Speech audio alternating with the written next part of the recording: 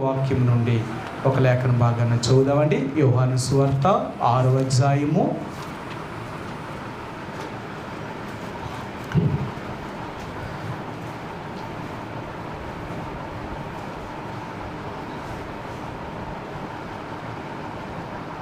6వ అధ్యాయము యోహాను సువార్త 6వ అధ్యాయము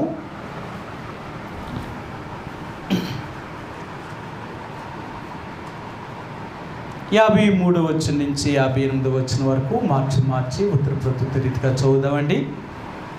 6వ అధ్యాయము 53 నుండి 58 వరకు ఉత్తర ప్రత్యుత్తర రీతిగా మార్చి చదువుదాం. కావున యేసిట్లనెను, మీరు మనుష్య కుమారుని శరీరము తిని ఆయన రక్తము త్రాగితేనే గాని మీలో మీరు జీవము గలవారు కారు.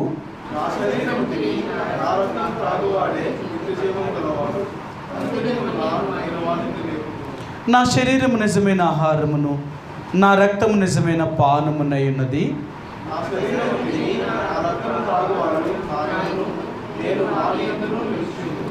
జీవము గల తండ్రి నన్ను పంపిన గనుక నేను తండ్రి మూలముగా జీవించుచున్నట్టే నన్ను తినివాడును నా మూలముగా జీవించును.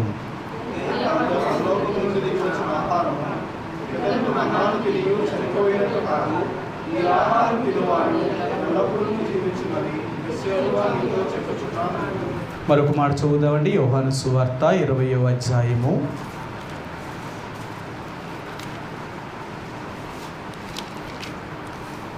20వ అధ్యాయము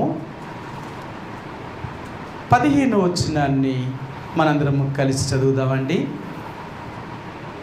15వ వచనాన్ని మనందరము కలిసి ఒక్క మాటలా చదువుదాం.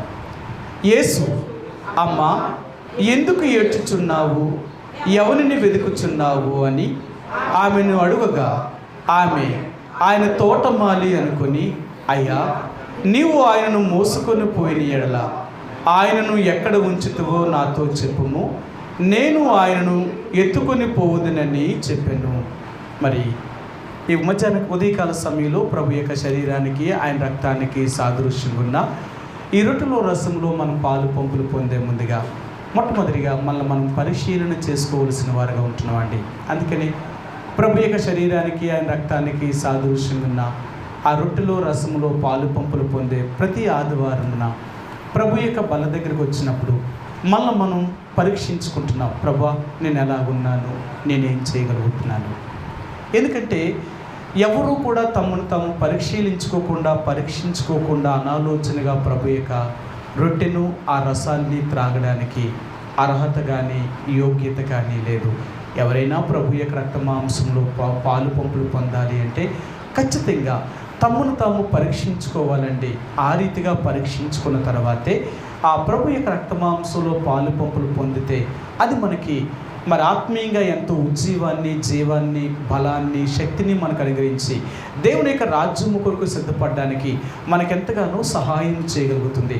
ఒకవేళ అలాగూ కాకుండా అనాలోచనగా కానీ ప్రభు యొక్క రక్తమాంసంలో చేయివేస్తే దానికి మనం శిక్షావిధిగా గురి కావలసిన వారుగా ఉంటామండి. అందుకని ప్రభు యొక్క రక్తమాంసంలో మనం పాలు పంపులు పొందే ప్రతిసారి కూడా నేను ఎలాగున్నాను, ప్రభువులకు తగినట్లుగా నేను జీవిస్తున్నానా, అలాగ నడవగలుగుతున్నానా, ఒకవేళ అలాగ లేని పక్షమున నేను ఎలాగో ప్రభు యొక్క రక్తమాంసంలో పాలు పంపులు పొందుతాను, నాకేముంది ఆ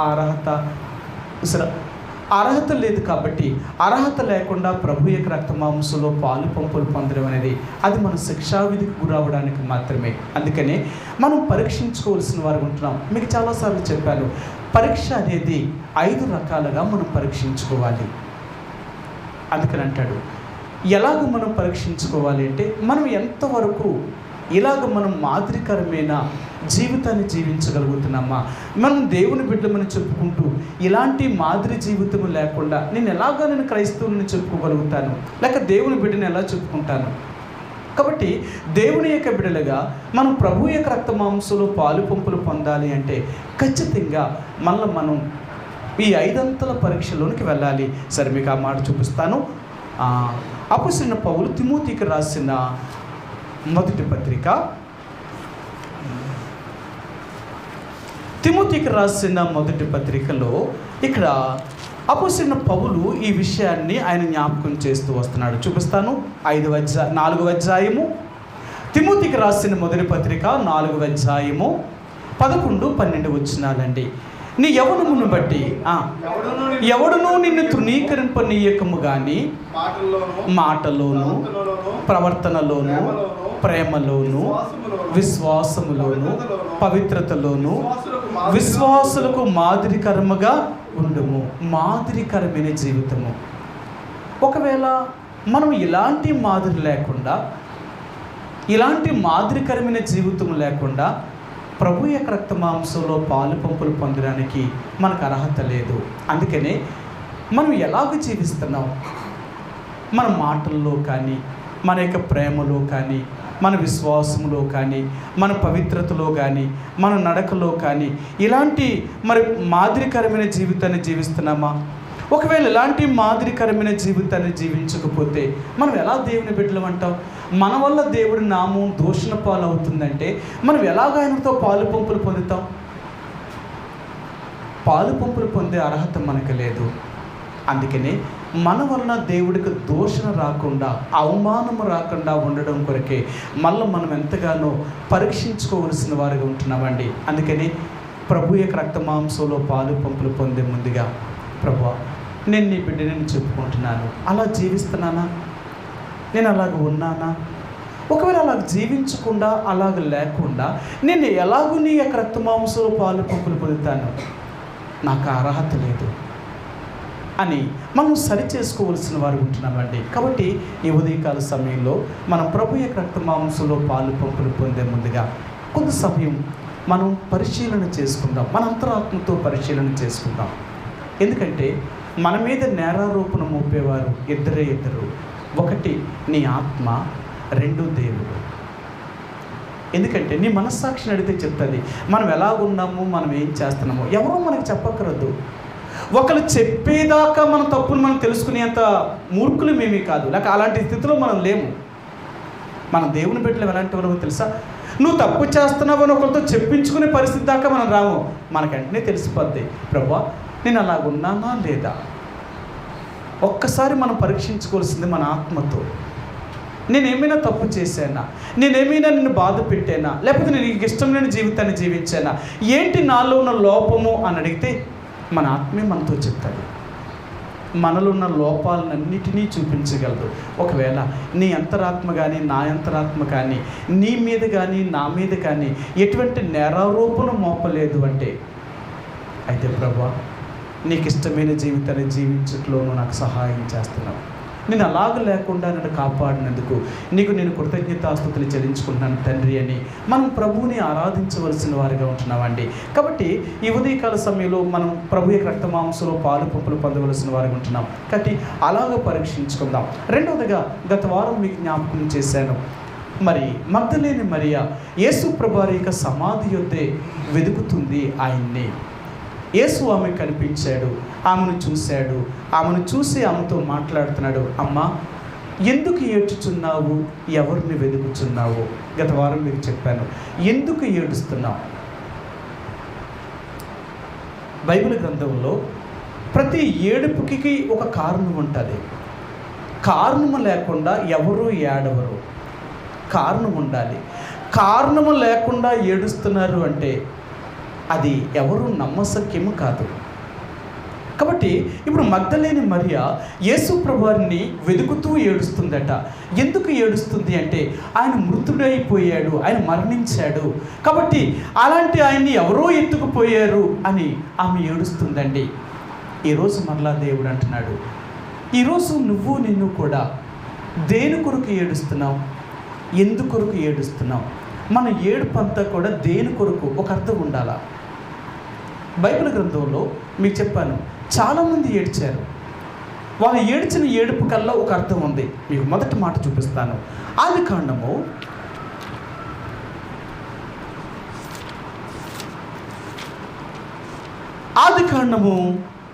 ఇక్కడ మొట్టమొదటిసారిగా ఇక్కడ ఒక మాటను ఆయన జ్ఞాపకం చేశాడు. ఆయన ఏం జ్ఞాపకం చేశాడో చూపిస్తాను. 21వ అధ్యాయము, ఆది కాండము 21వ అధ్యాయము 21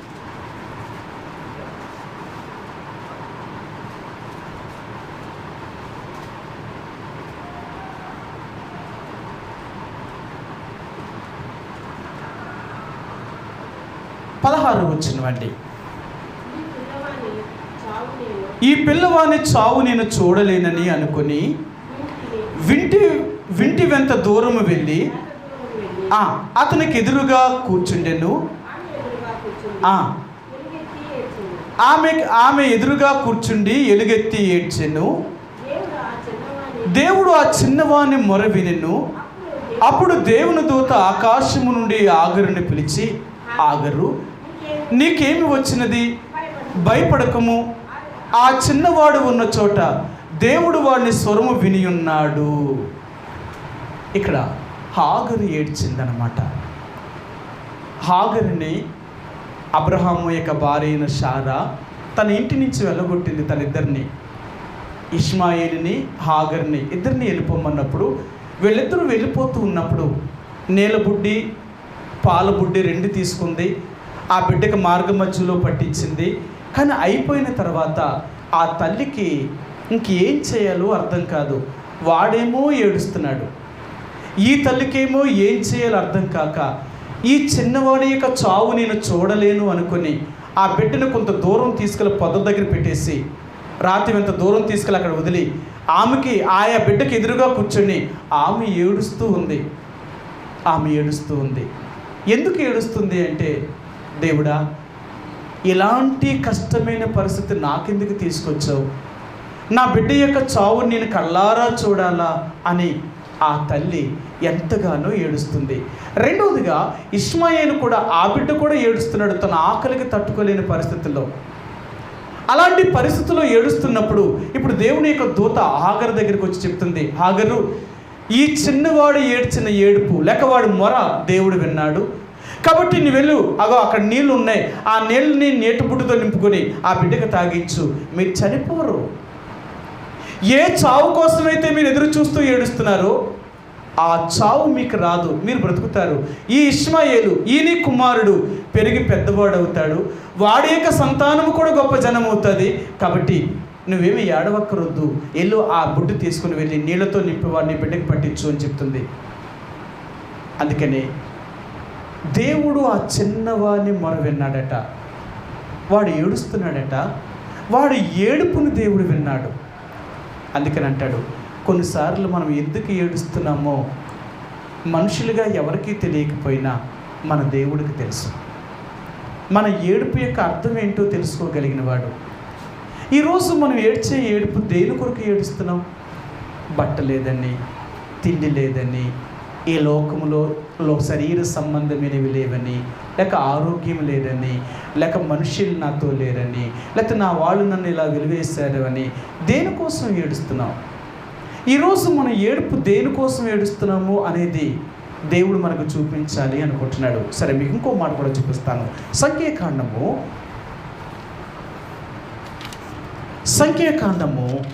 11వ అధ్యాయము. సంఖ్యాకాండము 11వ అధ్యాయము 4వ వచనం. వారి మధ్యనున్న మిశ్రిత జనము మాంసాపేక్ష అధికముగా కనుపరచగా ఇశ్రాయేలీలు మరలా ఏడ్చి, మాకెవరు మాంసము పెట్టెదరు? చూసారా, ఆయన అంటున్నాడు, ఇప్పుడు ఇశ్రాయేలీ ప్రజలు ఏడుస్తున్నారట. దేనికోసం ఏడుస్తున్నారంటే, మాకు ఎవరు మాంసం పెడతారు అని ఏడుస్తున్నారు. మీరు ఇలా చూడండి, బైబిల్ గ్రంథంలో చాలామంది ఏడ్చారు. వీళ్ళు ఏడుస్తున్న ఏడుపు దేనికోసం ఏడుస్తున్నారు, ఎందుకోసం ఏడుస్తున్నారు? ఈరోజు దేవుడు అంటున్నాడు, మనం దేనికోసం దుఃఖపడుతున్నాం, మనం దేని కొరకు ఏడుస్తున్నాం? దేవుని బిడ్డలనేవారు లోక సంబంధమైన శరీర సంబంధమైన వాటి కొరకు ఏడ్చి దేవుణ్ణి బాధ పెట్టేవారు కాదు. అర్థమైందా? దేవుణ్ణి ఎప్పుడూ మనం బాధ పెట్టాము. మనం దేవుణ్ణి దుఃఖ పెట్టామా, దానికి తగిన శిక్షను మనం అనుభవించాలి. అందుకని బైబిల్ గ్రంథాలు అంటాడు, పరిశుద్ధాత్మను దుఃఖపరచకుడి అంటాడు ఆయన. మనం దేవుని యొక్క పరిశుద్ధాత్మను దుఃఖపరచకూడదు. ఎందుకోసం దేవుడు దుఃఖపడతాడో తెలుసా? మనం అడిగే వాటిల కోసం. దేనికోసం మనం వెతుకుతున్నాం, దేనికోసం మనం అడుగుతున్నాం దేవుణ్ణి? శరీర సంబంధమైన వాటి కోసమా మనం ఏడుపు? ఇవి ఉంటే ఏంటి, లేకపోతే ఏంటి? ఒకవేళ ఉంటే మనం అనుభవిస్తాం, ఒకవేళ లేకపోతే భరిస్తాం, అంతే తప్ప లోక సంబంధమైన వాటి గురించి మనం ఏడ్చేవారం కాదు. ఇది నా జీవితంలో మొట్టమొదటిగా తెలుసుకోవాల్సింది ఏంటంటే, ఏది ఉన్నా ఏది లేకపోయినా ఎప్పుడూ ఏడవద్దు. అపోస్తలుడైన పౌలు అంటాడు, నేను ఎన్నో లేముల గుండా వెళ్ళాను, ఎన్నో కష్టాలను అనుభవించాను, ఎన్నో శ్రమను అనుభవించాను, అయినంత మాత్రానికి నేను ఎప్పుడు దేవుణ్ణి దుఃఖపెట్టలేదు, నేను ఏడిపించలేదు. ప్రభు నాకు ఇది కావాలి, ఇది నాకు అనుగ్రహించు, ఇది నాకు లేదు, ఇది నాకు ఇవ్వి అని ఎప్పుడు నేను అడగలేదు దేవుణ్ణి. ఎందుకు అడగలేదు అంటే ఆయనకి తెలియదా? నేను అడగాల దేవుణ్ణి.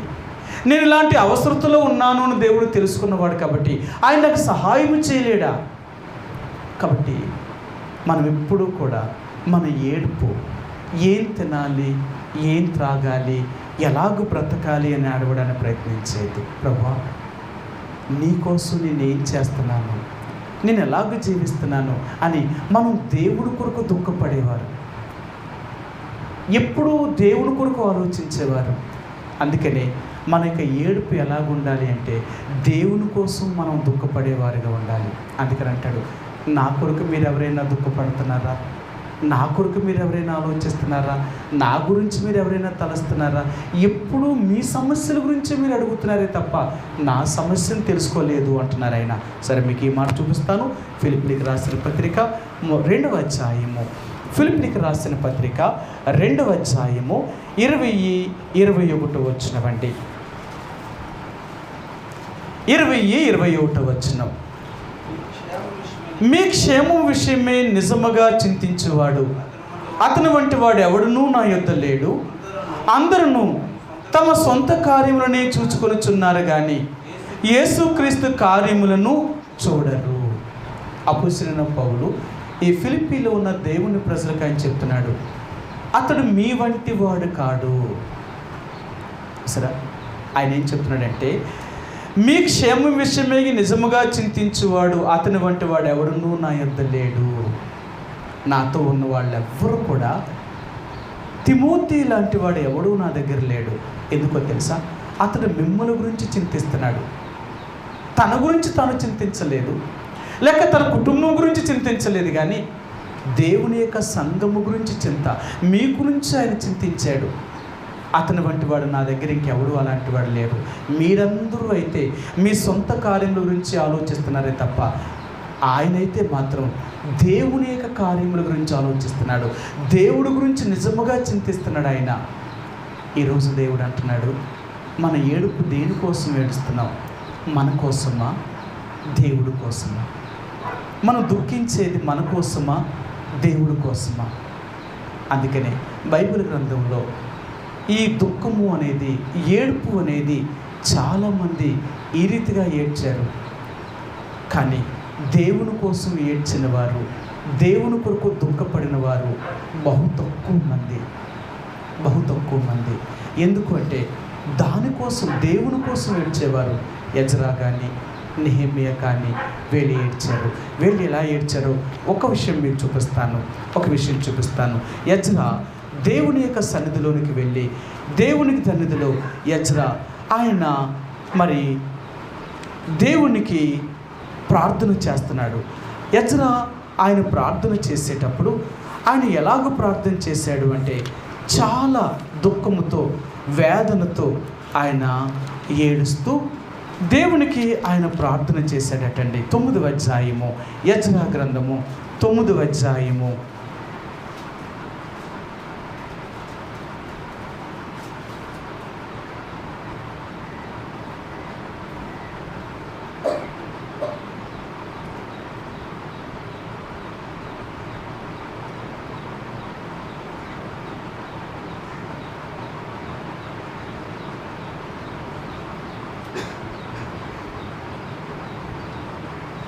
15వ వచనం అండి. 9వ అధ్యాయము 15వ వచనం. యెహోవా ఇశ్రాయేలు దేవా, నీవు నీతిమంతుడివై ఉన్నావు, అందువలననే నేటి దినమున ఉన్నట్టుగా మేము శేషించి నిలుచుచున్నాము. చిత్తగించుము, మేము నీ సన్నిధిని అపరాధులము కనుక నీ సన్నిధిని నిలుచుటకు అర్హులము కామని ప్రార్థన చేశాను. ఇక్కడ మీరు అందరూ చదివితే, అంటే ఇక్కడ ఏమన్నా మాటలని చదివితే 9వ అధ్యాయం అంటాడు, వారు వస్త్రములు చింపుకొని, వారు గోనె బట్ట కట్టుకొని, వారు గడ్డపేక వెంట్రుకలు పెరికి వేసుకొని, వారు ఎంతో శ్రమతో సాయంకాలం నైవేద్య అర్పణ అర్పించే సమయమున వారు మరి మోకాళ్ళ మీద పడి దేవుని తోటి తమ చేతులెత్తి వారు దేవుని సన్నిధిలో ప్రార్థన చేస్తూ ఎంతో ఏడుస్తూ, ప్రభువా ఈరోజు మా మీదకి వచ్చిన ఈ కష్టాలన్నీ, ఈ బాధలన్నీ మేము చేసిన తప్పుల వల్లే, మా పితరులు చేసిన పాపం వల్లే అని ఎజ్రా ఎంతో దేవుని సన్నిధిలో ఏడ్చాడండి. మాకు శోకంతో ఆయన ఏడ్చింది తన కోసం తను ఏడుస్తలేదు, కానీ ఇశ్రాయేలు వంశము కొరకు, ఇశ్రాయేలు ప్రజల కొరకు ఏడుస్తున్నాడు. రెండవదిగా మనం చూస్తే నెహెమ్యా కూడా కూర్చుండి నెహెమ్యా ఏడ్చాడట, కొన్ని దినాలు ఉపవాసం ఉండి.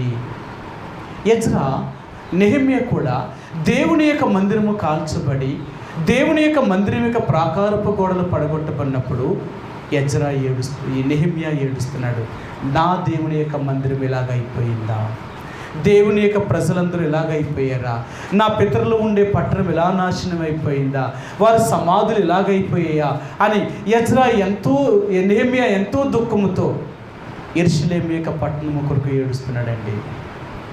దేవుని యొక్క ప్రజలుగా ఈరోజు దేవుడు అంటున్నాడు, మనం దేవుని యొక్క ప్రజల గురించి కానీ, దేవుని యొక్క మందిరము గురించి కానీ మనం చింతిస్తున్నామా? దేవుని కోసం మనం ఏ రీతిగా చింతించేవారు ఉంటున్నాం? మనం ఈ దేని కొరకు చింతించగలుగుతున్నాం? మనం చేసేదేంటి? అందుకనే ఈరోజు దేవుడు అంటున్నాడు, ఎందుకు ఏడుస్తున్నాం? దేవుని బిడ్డలు అంత త్వరగా ఏడ్చేవారు కాదు. నేను ఎన్నోసార్లు మీకు చెప్పాను, మనం ఏడ్చేమా సాతాను నవ్వుతాడు, మనం నవ్వేమా సాతాను ఏడుస్తాడు. అంతే. ఈ లోకంలో ఉన్న కష్టాలన్నిటికీ మనం పడుతున్న బాధలను కానీ ఏడ్చామంటే సాతాను అనుకుంటుంది అయిపోయింది, చూసావా వాళ్ళు అలా ఏడుస్తున్నారు, వాళ్ళ పరిస్థితి ఇలాగ అయిపోయింది కాబట్టి ఏడుస్తున్నారు అని సాతాను ఎంతో సంతోషిస్తాడు. ఎందుకంటే వాడు మన శత్రువు కదా, మనం పడిపోయినప్పుడల్లా మన శత్రువు సంతోషిస్తాడు. అందుకనే అపవాదికి సంతోషం కలిగించేవారిని కాక మనం దేవుణ్ణి సంతోషపరిచేవారు, మన దేవుణ్ణి సంతోషపెట్టాలి అంటే మన కష్టములో కూడా సంతోషించాలి. మనకెన్ని ఇబ్బందులు, ఎన్ని ఇరుకులు, ఎన్ని ఆర్థికమైన సమస్యలు, ఎన్ని బాధలు గుండా మనం వెళ్తున్నామో అప్పుడు సంతోషించాలి. ఒక నిజమైన క్రైస్తవుడి యొక్క సంతోషము అలాంటప్పుడే సంతోషం అండి. ఎప్పుడైతే మనం అలాంటి పరిస్థితుల్లో సంతోషంగా ఉంటామో సాతానుడు వాడెంతో కృంగిపోయేవాడు ఉంటాడు. సాతాను ఎంతో తన జీవితాన్ని మరి నలగొట్టుకొని ఎంతో దుఃఖపడతాడు. ఎంత చేశానే వాళ్ళకి అయినా వాళ్ళు సంతోషంగా ఉన్నారు. ప్రియ సహోదరి సోదరుడా, ప్రభు యొక్క బిడ్డలుగా మనం ఎప్పుడూ సంతోషించేవారమే తప్ప ఏడ్చేవారు మాత్రం కాదు. చివరగా మీకు ఈ మాట చెప్పి నేను ముగిస్తాను. ఫిలిప్పీలకు రాసిన పత్రిక 4వ అధ్యాయము, ఫిలిప్పీలకు రాసిన పత్రిక 4వ అధ్యాయము 4వ వచనమండి. 4:4 ఎల్లప్పుడూ ప్రభువునందు ఆనందించుడి, మరలా చెప్పుదును ఆనందించుడి. మనం ఎప్పుడూ సంతోషంతో ఉండేవారు, మనం ఆనందంతో ఉండేవారు, అంతేకాని ఏడ్చేవారు కాదు. అందుకనే బైబిల్ గ్రంథాలు అంటాడు, మీరు ఏడ్చేవారు కాదు, మీరు సంతోషించేవారు. కాబట్టి కొన్నిసార్లు దేవుని ప్రజలుగా కొన్ని పరిస్థితులు మన మీదకి వచ్చినప్పుడు మనం దుఃఖపడతాం. ప్రభువా, ఎందుకు నా జీవితాన్ని ఇలాగైపోయాను, ఎందుకు నేను ఇన్ని కష్టాల గుండా, బాధల గుండా, వ్యాధుల గుండా, శ్రమల గుండా వెళ్తున్నాను, ఏంటి నా పరిస్థితులు ఇలాగున్నాయి అని మనం కృంగిపోతూ చాలాసార్లు ఏడుస్తామండి. అయితే దేవుడు అంటున్నాడు, అలా ఏడవద్దు, నేను నీ దేవుణ్ణి కదా, నువ్వు ఏడ్చి నన్ను ఎందుకు బాధ పెడుతున్నావు? ఇవన్నీ నీకు మేలు కొరకే. కాబట్టి మనం సంతోషించేవారు ఉండాలి. మనం ఎప్పుడైతే మన కష్టాల్లో, బాధల్లో సంతోషించగలుగుతామో అప్పుడే దేవుణ్ణి మనం సంతోషపరచగలిగిన వారు అండి. అందుకని మనం ఏడ్చేవారు కాదు, మనం సంతోషించేవారు. మన బలం ఎక్కడుందో తెలుసా? ఈ ఆడవడంలో లేదు, సంతోషించడంలో ఉంది మన బలం. మనం ఏడ్చేమంటే బలహీనులం అయిపోతాం, మనం సంతోషించామంటే బలవంతులం అవుతాం. దేవుని యొక్క బిడ్డ యొక్క బలమే అక్కడ ఉంది. యెహోవా యందు ఆనందించడమే నీకు బలం. నువ్వు దేవుళ్ళో ఎంత సంతోషంగా ఉంటావో నీకు అది మహాబలముగా మారుతుంది. నీ బలమే నీ సంతోషం అన్నమాట. అందుకనే ఈరోజు దేవుడు అంటున్నాడు, ఎందుకొరకు ఏడుస్తున్నావు? భూమి మీద మనకు తక్కువైందనా, మనం లేని పరిస్థితులు బట్ట, మనకున్న ఇబ్బందులు బట్ట, మనకున్న వ్యాధులను బట్ట ఎందుకు ఏడుస్తున్నామా? అది ఏడ్చేది లోకస్తులు, మనం సంతోషించేవారు.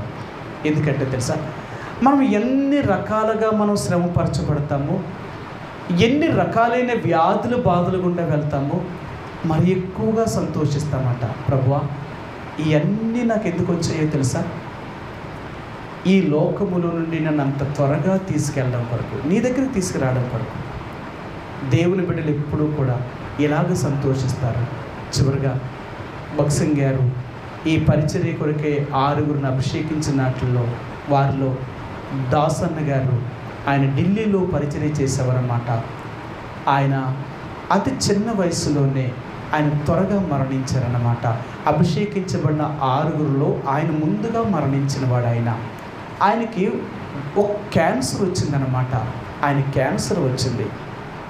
క్యాన్సర్ వచ్చినప్పుడు ఇంట్లో వాళ్ళు కానీ లేక బంధువులు కానీ సంఘస్థులు కానీ చాలా మన సహవాసం దేవుని యొక్క ప్రజలు ఆ ఢిల్లీలో ఆ పరిచర్య జరిగించబడడానికి ఆయన కారకుడు కాబట్టి ఆ ఏరియా అంతా కూడా దేవుని బిడ్డలు చాలా దుఃఖపడ్డారట. ఇంత చిన్న వయసులో ఇలాంటి పరిస్థితుల్లో దైవజనుడు మరణిస్తున్నాడు అని హాస్పిటల్లో పెట్టారట. తను ఒకటే చెప్పాడు, తన కుటుంబం వారు కూడా బాధపడినప్పుడు చెప్పి, ఎందుకు మీరు దుఃఖపడుతున్నారు?